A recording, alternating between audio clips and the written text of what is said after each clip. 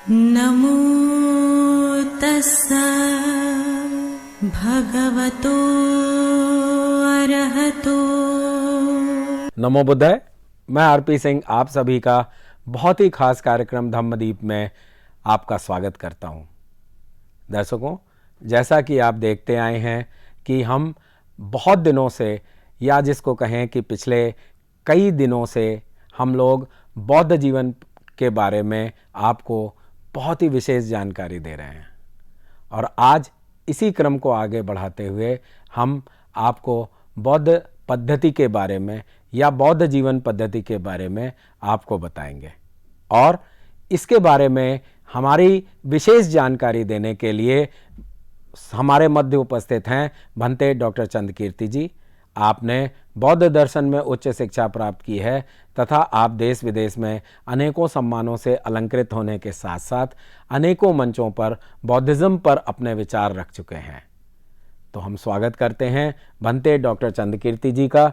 स्वागत है भंते जी। नमो बुद्धाय। आपका बहुत बहुत स्वागत है सुभारती के स्टूडियो में। नमो तस्सा भगवतो अरहतो सम्मा संबुद्धस्सा। नमो तस्सा भगवतो अरहतो सम्मा संबुद्धस्सा। नमो तस्सा भगवतो अरहतो सम्मा संबुद्धस्सा। भंते जी, आपका बहुत बहुत धन्यवाद। आपने हमारे दर्शकों को अपना आशीर्वाद दिया और साथ ही आपने हम उन्हें एक तरह से अनुग्रहित किया। अब हम अपने मेन विषय पर आते हैं। आज का मुख्य विषय है बौद्ध जीवन पद्धति के बारे में आप हमें विस्तार से बताएं। बहुत बहुत धन्यवाद आरपी सिंह जी। आज इस धम्मदीप कार्यक्रम में हम लोग विस्तार से चर्चा करेंगे बोध गया के बारे में। बोध गया एक बहुत ही प्रसिद्ध स्थान है और यह बिहार प्रदेश में आता है। बिहार की राजधानी पटना से लगभग 100 किलोमीटर की दूरी पर यह बोध गया एक छोटा शहर है। गया के नज़दीक बोध गया। यह स्थान किस लिए प्रसिद्ध है और क्यों दुनिया भर में प्रसिद्ध है, यह बातें आज के इस धम्मदेशना में हम लोग जानेंगे। चूँकि आप जानते हैं कि बोध गया में तथागत गौतम बुद्ध, जिनका बचपन का नाम सिद्धार्थ गौतम था, और वह निश्चित तौर पर एक बुद्ध बनने की ओर प्रयासरत थे और उनके बारे में यही बात कही गई थी। जब उन्होंने 29 वर्ष की आयु में गृह का त्याग कर दिया और कपिलवस्तु के आश्रम में उन्होंने प्रवज्ञा ग्रहण की, तभी उनके मन में एक ही लक्ष्य था, ज्ञान की प्राप्ति करना, सत्य को खोज निकालना और सर्वसुखी बनना। उनके जीवन का एक ही उद्देश्य हुआ करता था। लेकिन हम देखते हैं कि 29 वर्ष की आयु में घर छोड़ने के बाद लगातार वो अलग अलग आचार्यों के पास गए, अलग अलग विहारों में गए, शिक्षा के केंद्र में गए। वहाँ पर उन्होंने कई सारा ज्ञान सीखा। ध्यान साधना के माध्यम से उन्होंने कुछ अनुभव को प्राप्त किया और वो अनुभव कोई साधारण अनुभव नहीं थे। वह मानव कल्याण का अनुभव उन्हें प्राप्त हुआ, जो कि जिसे हम बोधि प्राप्त कहते हैं। तो यही वह बोध गया है जहाँ पर पीपल के वृक्ष के नीचे सिद्धार्थ गौतम बुद्ध सम्यक संबुद्ध बने थे। उनकी तब आयु 35 वर्ष की थी और 35 वर्ष की आयु में उन्होंने ज्ञान प्राप्त कर लिया, निर्वाण प्राप्त कर लिया। और मनुष्य दुखों से कैसे मुक्त हो जाता है, इसका उन्होंने उपाय खोज कर निकाला। उस बोध गया, जो कि आप जानते हैं कि जहाँ पर सम्यक संबुद्ध बने होंगे तो वहाँ पर सभी लोगों का एक श्रद्धा स्थल है। और ये श्रद्धा स्थल को 2002 में संयुक्त राष्ट्र संघ ने इसे वर्ल्ड हेरिटेज के नाम का दर्जा दिया, क्योंकि ये विश्व की विरासत है, सिर्फ भारत की नहीं, विश्व की विरासत है। क्योंकि तथागत गौतम बुद्ध का धम्म पूरे संसार में फैला हुआ है। आप देखेंगे कि कितने सारे ऐसे देश हैं जहाँ पर तथागत गौतम बुद्ध को मानने वालों की संख्या बेहद अधिक है, बड़े पैमाने पर है। और वही बातें वह जब वहाँ पर उनको ज्ञान की प्राप्ति हो जाती है तो ज्ञान की प्राप्ति के बाद उसी बोधगया में वो चिंतन मनन करते हैं, लगातार 7 दिनों तक बोधि वृक्ष का अभिवादन करते हैं। चिंतन मनन करने के उपरांत उन्हें लगता था कि मैं किसे दक्षिणा दूँ, मैंने ज्ञान तो खोज लिया है, लेकिन ये ज्ञान बताऊँ या नहीं बताऊँ। उनके मन में यही दुविधा रहती थी और उसके बाद उनका एक ही निर्णय था, बताना चाहिए। जितना ये मेरे लिए काम का है उतना दूसरों के काम का है, और जितना दूसरों के काम का है वह सभी के काम का है, मानव के कल्याण का काम। ये कल्याणकारी विचार का बताना, प्रचार प्रसार करना बहुत ज़रूरी है। और इसलिए यह दिन वैशाख पूर्णिमा का दिन था। सिद्धार्थ गौतम और बुद्ध जब वो बन जाते हैं तो ऐसा वही व्यक्तित्व के पास में आप देखेंगे तो वह एक ही रास्ता था, ज्ञान की प्राप्ति और निर्वाण को प्राप्त करना। लेकिन दूसरे अलग अलग शिक्षाओं को ग्रहण करें ये भी उनकी चाहत थी, और निर्माण प्राप्ति करना उनके धर्म का मुख्य उद्देश्य में से एक है। अल्टीमेट गोल आप निर्वाण क्या है, तो आप देखेंगे कि वो अल्टीमेट गोल और कोई नहीं, तथागत गौतम बुद्ध के विचारों को जानना, जान करके उसको जीवन में उतारना और उसका अभ्यास करना और उसका प्रचार प्रसार करना। यह मुख्य रूप से हमें ये बातें परिलक्षित होती रहती है, जानने के लिए हमें कहीं ना कहीं अवसर प्राप्त होता है। इसलिए पूरी तरह से मानव सुखी बने, इसका ध्यान तथागत गौतम बुद्ध ने सर्वप्रथम रखा। और ये वही स्थान है, उस काल में वहाँ पर एक गंगा की एक शाखा फल्गु नदी, वहाँ पर हमें उसके किनारे ही बोधगया में यह स्थान है। और उस स्थान को बड़े मुश्किल से खोज करके सम्राट अशोक ने जब बौद्ध धर्म अपनाया तो उन्होंने तथागत गौतम बुद्ध के मूल और प्रमुख स्थानों पर उन्होंने बड़ी विरासत बौद्ध विहार का, मोनास्ट्री का निर्माण करवाया, एक स्मारक बनवाया जो हमें दिखाई देते हैं उस समय की कला संस्कृति किस तरह से विकसित थी। उसका नमूना हमें उनके बनाए गए बौद्ध विहारों के माध्यम से, तथागत की मूर्ति के माध्यम से हमें दिखाई देता है। यानी तथागत तो साक्षात उस काल में थे ही थे, और वो ज्ञान अकेले को नहीं तो उन्होंने सभी लोगों को बताया, और उसी के आधार पर तथागत गौतम बुद्ध का यह धम्म पूरी दुनिया में प्रसारित होने लगा। और सम्राट अशोक के आते आते हम देखते हैं कि उन्होंने अपने बेटा बेटियों को भिक्खु भिक्खुनी बना करके एक बड़ा क्रांतिकारी कदम उठाया था, और उस क्रांतिकारी कदम से काफ़ी कुछ बदलाव और सुधार भी आया। आप जानते हैं कि उसी बोधि वृक्ष के नीचे जिन्होंने तथागत गौतम बुद्ध ने ज्ञान की प्राप्ति की थी, वो पीपल का वृक्ष बाद में वह बोधि वृक्ष कहलाया। आज वह बहुत ही पूजनीय हो गया, रिस्पेक्ट करते हैं लोग उनका। इवन आप देखेंगे बोधगया में तो उस पेड़ की, बोधि वृक्ष की एक एक पत्तियां भी गिर जाए तो लोग उसे उठा लेते हैं। इतनी अटूट श्रद्धा हमें वहाँ पर देखने के लिए मिलते हैं। उन्होंने बड़ा ही विशाल विहार का निर्माण किया, स्मारक का निर्माण किया, और वह मानव कल्याण के लिए कैसे काम आ सकता है उसके लिए पूरा जोर देने की कोशिश की गई। तो हम देखते हैं कि जो वहाँ पे बना हुआ विहार है वहाँ पर बहुत ही सुंदर मूर्ति बनेगी है तथागत गौतम बुद्ध की। और वो मूर्ति जो कि आप जानते हैं कि उन्होंने ध्यान साधना का अभ्यास करके ज्ञान को प्राप्त किया, और एक दिन नहीं तो लगातार कंटिन्यूसली महीने भर, डेढ़ महीने भर तक उन्होंने अभ्यास करके उसे प्राप्त किया।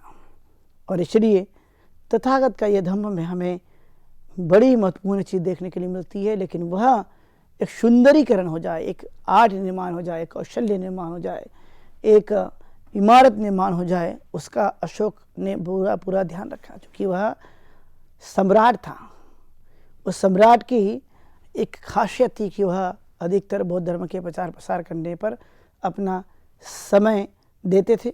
तो वह विरासत जहाँ पर एक स्मारक था, जहाँ पर तथागत गौतम की मूर्ति बनी थी, बड़ा सा एक विहार के रूप में, एक मोनास्ट्री के रूप में हमें वहाँ पर जो आकृति है वो देखने के लिए मिलती रहती है।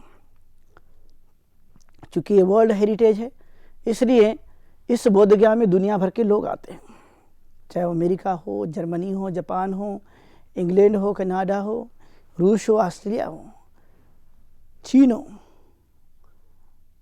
Thailand, Vietnam, Myanmar, Cambodia, Laos, ऐसे कंट्री के लोग यहाँ पर बड़े श्रद्धा भाव से आते हैं, क्योंकि ये श्रद्धा भाव तथागत गौतम बुद्ध के उस समय के काल का एक बहुत अच्छे काम करने की वजह से उन्हें वो पद प्राप्त हुआ, वो फल प्राप्त हुआ, जिसकी वजह से उन्होंने ये सब अपने कर्तव्य का पालन करते हुए करने की कोशिश की। तो वहाँ का जो विहार है पत्थरों से बना हुआ है, बड़े मजबूत पत्थरों से बना हुआ है।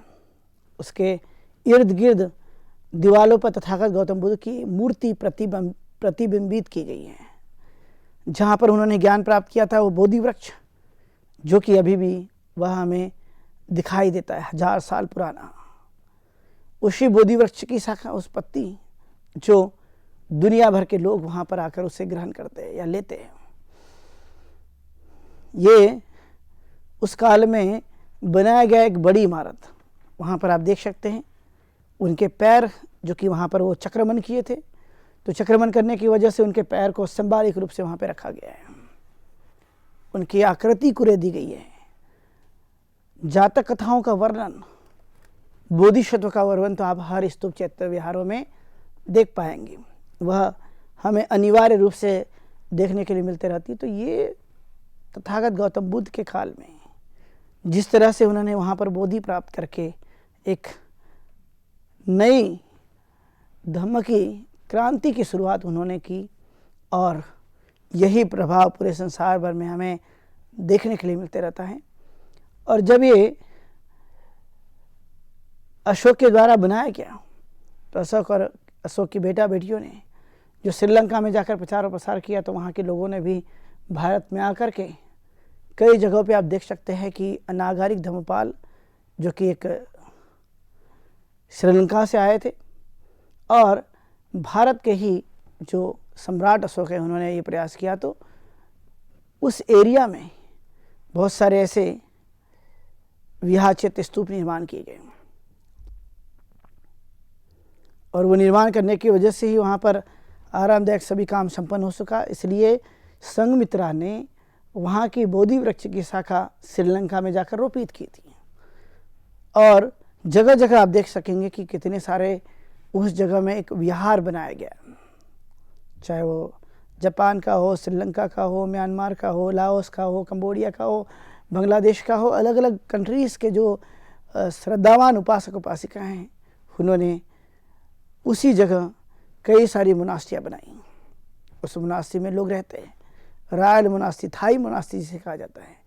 ऐसे कई बौद्ध विहारों का निर्माण उस बोधगया में हुआ, चूँकि वहाँ पर पूरे दुनिया के लोग आते हैं और आकर के अपनी श्रद्धा व्यक्त करते हैं उस बोधि वृक्ष को, जहाँ तथागत ने ज्ञान प्राप्ति की, उस बुद्ध को, जिन्होंने वहाँ पे रहते हुए बुद्धत्व प्राप्त कर लिया और उसकी अपनी खुद की ताकत से उन्होंने ये अचीवमेंट हासिल किया है। इसलिए श्रद्धा का होना बहुत ही ज़्यादा ज़रूरी होता है। इसलिए तथागत गौतम बुद्ध के धम्म में श्रद्धा का बल बहुत बड़ा बल कहलाता है, और उन्होंने ये सब काम बोधगया में अलग अलग जगह रहते हुए आपको देखने के लिए मिलेगा। उससे पास में सेनानी ग्राम है, उर्वेला, जो वहाँ पर नदी बहती थी, वह है, और उसके इर्द गिर्द काफ़ी जंगल भी आपको देखने के लिए मिलेंगे।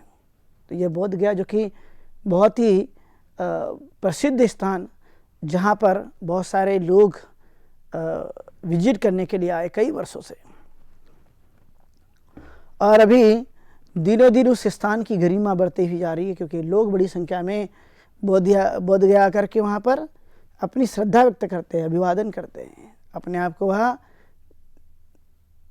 धन्य मानते हैं, क्योंकि ये कोई साधारण सिद्धांत नहीं है, एक बड़ा सिद्धांत जो तथागत गौतम बुद्ध के द्वारा बताया गया है। जब आप वहाँ देखेंगे म्यूजियम में भी तो आपको बहुत सारी मूर्तियाँ दिखाई देगी। तथागत गौतम बुद्ध के उस धम्म को जब अंगीकार किया सम्राट अशोक ने तो कई सारे ऐसे विहार चैत्य स्तूप का निर्माण करवाया, जो बाद में कालांतर में खंडर का रूप ले लेते हैं या कहीं तोड़ दिए जाते हैं, लेकिन फिर भी बोध गया में आपको आदमकद तथागत गौतम बुद्ध की मूर्ति दिखाई देगी, जो वहाँ एक पवित्र स्थान के रूप में मानने की वजह से उसकी गरिमा अपने आप बनती है। वहाँ पर लाखों की संख्या में विदेशी आते हैं, वो भी अपनी श्रद्धा व्यक्त करते हैं, और यह एक ऐसा पवित्र स्थान है जहाँ पर तथागत गौतम बुद्ध ने स्वयं ज्ञान की प्राप्ति की थी, और ज्ञान की प्राप्ति करके उन्हें ईश्वर के लेवल पर उस धम्म को सम्राट अशोक ने जब पहुँचाया तो उन्होंने बड़ी ही सुंदर ढंग से चित्रकारिता के साथ, बड़ी मजबूती के साथ में उन्होंने उस काल में विहार मोनास्ट्री का निर्माण करवाया, जो कि लोगों के धर्म प्रचार प्रसार के लिए एक बड़ी मदद मिली थी। और इसलिए बोध गया कोई साधारण स्थान नहीं है। बोध गया वह स्थान जहाँ पर सिद्धार्थ गौतम को बोधि प्राप्त हुई। लगातार महीनों तक, 2 महीनों तक, 3 महीनों तक वो धर्म के अभ्यास करने में लग जाते थे, पक्के बनते थे, मजबूत बनते थे, और इसलिए बोध गया से उनको अधिक लगाव भी था, इस उम्मीद के साथ कि उन्होंने वहाँ पर ज्ञान प्राप्ति की है, क्योंकि बुद्ध धर्म में मूर्ति को नहीं बल्कि मनुष्य को ज़्यादा स्थान दिया गया है, आचरण पे को स्थान दिया गया है। जो जितना अधिक आचरण करेगा उतना अच्छा बनेगा। और इसीलिए यहाँ पर बहुत साल पुरानी जो धरोहर है वो हमें चारों तरफ देखने के लिए मिलती रहती है। इसलिए अब ये कोई छोटा स्थान नहीं है। यहाँ पर बड़े लोग उस काल में जैसे तथागत गौतम बुद्ध के दर्शन करने के लिए आते थे। उनके महापरिनिर्वाण के बाद यही अशोक को उनके विभिन्न स्थानों की बड़ी चिंता लगी। उन्होंने बहुत अच्छा सुंदर डिजाइन किया, और कहाँ पे द्वार होना चाहिए, कहाँ पर नहीं होना चाहिए, किस जगह चक्रमण करने के लिए, पूजा करने के लिए स्थान होना चाहिए। इसलिए तथागत गौतम बुद्ध के इस धम्म को एक प्रासंगिक मानते हुए आप देखेंगे तो लोग, दुनिया भर के लोग अभी भी उनको पढ़ते हैं, आत्मसात करते हैं, अनुभव करते हैं, और समझते कि ये स्थान बहुत पवित्र स्थान है, जहाँ पे तथागत गौतम बुद्ध लगातार कई दिनों से वहाँ पर बैठ कर के उन्होंने ज्ञान प्राप्ति की थी। और अशोक ने वही सी जगह को चिन्हित करके वहाँ पर स्तंभ और विहार का निर्माण करवाया। उस काल में उतनी बड़ी इमारत और बहुत ही मजबूती के साथ बनना ये बड़ा काम था। पत्थरों पे सही में श्रद्धा उतारी गई है, पवित्रता उतारी गई है, जीवन शैली उतारी गई है, और इस तरह से मनुष्य अपने जीवन काल में एक श्रेष्ठ जीवन को मानते हुए, वह आचरण करते हुए उन्होंने उसी जगह को मुख्य रूप से देखा। इसलिए आप जानते हैं कि जब नालंदा पढ़ने के लिए, क्योंकि बोध गया से नालंदा की दूरी भी बहुत अधिक नहीं है, वहाँ पर नालंदा में हिंसांग, फाहियान, निस्सिंग जैसे बहुत ही प्रसिद्ध और ग्रेट वेनरेबल जब पढ़ने के लिए आए तो आप जानते हैं कि उन्होंने भारत का विभिन्न जगह में उन्होंने भेंट की, और उन्होंने जैसा था वैसा उन्होंने देखा और देखने की कोशिश की कि हाँ, यहाँ पर विहार है, यहाँ पर चैत्य है, यहाँ पर स्तूप है, यहाँ पर उपोषित हाल है, यहाँ पर साला है, अलग अलग तरह से वर्णन करके देखा। और वही चीज़ें आप देखते हैं कि जब भारत के अंदर में इन स्थानों की अच्छी तरह से खुदाई की गई तो आपको देखने के लिए मिलेगा कि यह एक बड़ा सा विहार के रूप में दिखाई देने वाला यह स्थान मिल पाया, जिसके अंदर में इतना पुराने होने के बावजूद भी वह अपने वास्तविकता को लिए हुए प्राचीन के बाद भी वह हमें नया प्रतीत होता है। इसलिए यह स्थान आज भी पूरे दुनिया में श्रेष्ठता के लिए, तथागत गौतम बुद्ध के निर्वाण स्थान के लिए, ज्ञान प्राप्ति के स्थान के लिए यह पूरी तरह से जाना जाता है, जिसको मजबूती देने का काम सम्राट अशोक हमेशा करते आए हैं। उनका संकल्प ही था कि मैंने पूरे विश्व में अलग अलग जगह में धर्म प्रचार प्रसार करके वहाँ पर स्तूप, चैत्य, पगोड़ा और विहारों का निर्माण करना है, इसके लिए वो लगातार प्रयत्नशील रहा करते थे। उन्होंने वही काम किया, एक स्थानों पे नहीं तो बहुत सारे स्थानों पर जा कर के वो लगातार इसे करने पर जोर दिया करते थे। उनमें से ही एक, जो उन्होंने कई अनेक तो निर्माण किए, उनमें से ही एक आपको देखने के मिलेगा, यही है तथागत गौतम बुद्ध के धम्म का, जो कि प्रमुख स्थानों में से माना जाता है। जहाँ पर उनका जन्म हुआ लुम्बिनी, जहाँ पर उनको ज्ञान की प्राप्ति हुई वह है बोध गया, और जहाँ पर तथागत गौतम बुद्ध ने पहली देशना दी वह है सारनाथ, और जहाँ उनका महापरिनिर्वाण हुआ वह है कुशीनारा, पटना, बिहार। कुशीनारा चूँकि आप देखेंगे उत्तर प्रदेश में आता है, लेकिन बोध गया यह बिहार का भाग है। और आप जानते हैं कि तथागत गौतम बुद्ध जैसे महान व्यक्तित्व का जन्म वहाँ पर, जिसे हम बोधि कहते हैं, जन्म लुम्बिनी, लेकिन बुद्धत्व का जन्म हम देखते हैं, यानी सिद्धार्थ गौतम सम्यक संबुद्ध बने, उनका जन्म यह बोध गया में दिखाई देता है। यह बोध गया जो कि प्राचीन ज्ञान की नगरी माना जाता है, जहाँ पर अनेक जो श्रद्धालु है, जिनके मन में श्रद्धा है बुद्ध धर्म और संघ के प्रति, वह लगातार वहाँ पर आकर के उसे भेंट देते रहते हैं।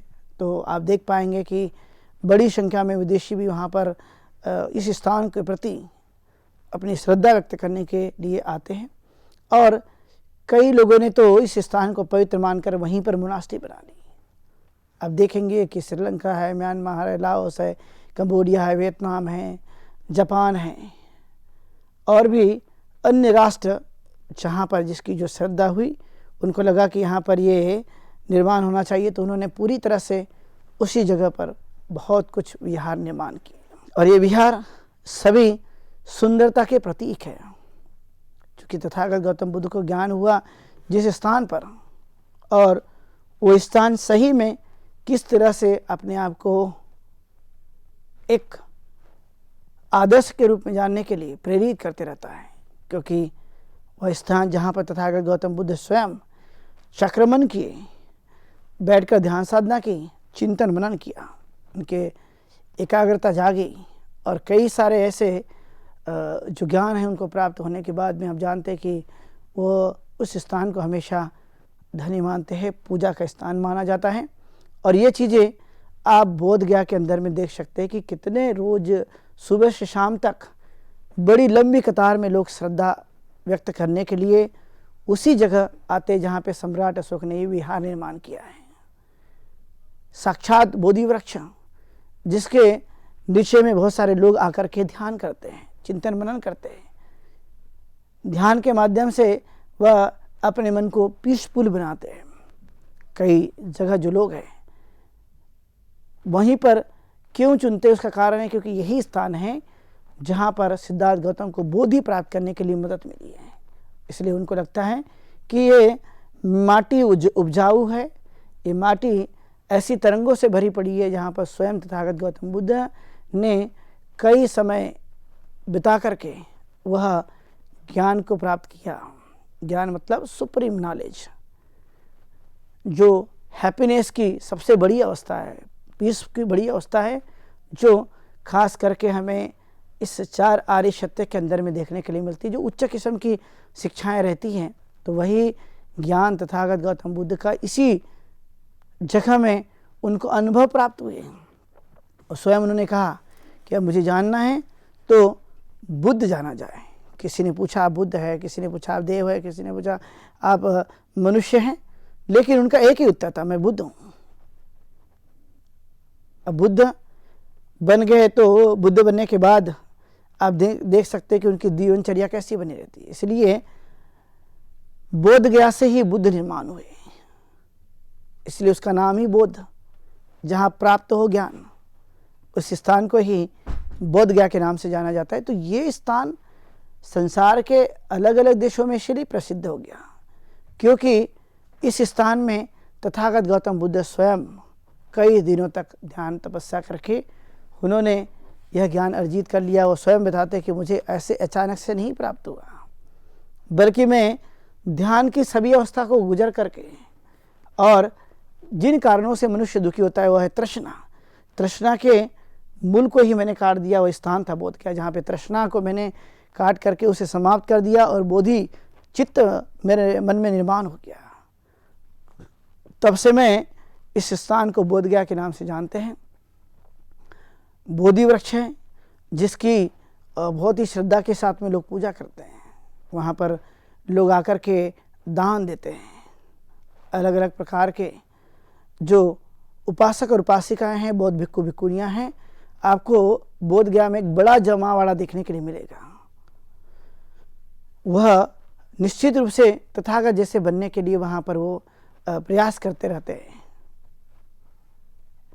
मनुष्य हैं तो मनुष्य के अंदर में ये सभी प्रकार की गुंजाइश भी है, अच्छे काम करने के लिए, बुरे काम करने के लिए। और बोध गया हमेशा वह सिद्धार्थ को बोधि प्राप्त करने के लिए जो ज़मीन तैयार हुई, जो वातावरण मिला, वो वातावरण स्वाभाविक तौर पे उन्हें आगे की बढ़ाने की दिशा में काम कर रहा था। इसलिए बोध गया ही एक ऐसी जगह है जहाँ पर स्वयं तथागत गौतम बुद्ध ने उन्हें लगा कि ऊंची जगह है, यहाँ पर ये अभ्यास किया जा सकता है और अभ्यास करके मैं बोधि को प्राप्त कर सकता हूँ। इसलिए तथागत गौतम बुद्ध के इस ज्ञान प्राप्ति के स्थान को, जो बोध गया के नाम से पूरी दुनिया भर में प्रसिद्ध हुआ और प्रसिद्ध होकर के आज भी वह स्थान उतना ही आकर्षक है, उतना ही प्रसिद्ध है, उतना ही उसकी ख्याति प्राप्त है, जो मैंने आप लोगों को देशना के माध्यम से बोध गया के बारे में बताया। आप सभी लोग सुखी हो, स्वस्थ रहें, सुख शांति आपको मिले, ऐसी मैं मंगल कामना करते हुए बहुत शुभ मंगलम। भंते जी, आपका बहुत बहुत धन्यवाद। हमारे दर्शकों को तथा हमारे स्टूडियो में आने के लिए आपको बहुत बहुत साधुवाद है और आपका बहुत बहुत धन्यवाद है। आपने समय निकालकर हमारे दर्शकों को अनुग्रहित किया है। तो साथियों, आज ही इस विशेष प्रोग्राम में अब इतना ही। अब समय हो चुका है आज के प्रोग्राम के विश्राम होने का, लेकिन उसके पहले आपको बताते चलें, आपके मन में भी जो प्रश्न हो, जो जिज्ञासाएं हों, वह आप इस प्रोग्राम में पूछ सकते हैं। और प्रश्न पूछने के लिए आप हमारे व्हाट्सएप नंबर 9639010109 पर आप अपना प्रश्न पूछ सकते हैं, या हमारी ईमेल आईडी subhartibuddha@gmail.com पर आप पूछ सकते हैं। तो मुझे उम्मीद है कि आप अपनी जिज्ञासाओं को दबाएंगे नहीं और हमारे इस प्रोग्राम का हिस्सा बन अपनी जिज्ञासा को शांत करेंगे। जैसा कि आप एक बात और भी जानते हैं कि हजारों लाखों दर्शकों तक के प्रश्नों के उत्तर अब तक हमारे एक्सपर्ट, हमारे भंते जी लोग दे चुके हैं, तो आप भी उसका एक हिस्सा बन सकते हैं। तब तक मैं आरपी सिंह भंते डॉक्टर चंद्रकीर्ति जी के साथ लेता हूँ विदा। कल इसी समय आपके समक्ष फिर उपस्थित होंगे। नमो बुद्धाय। नमो तस्सा भगवतो अरहतो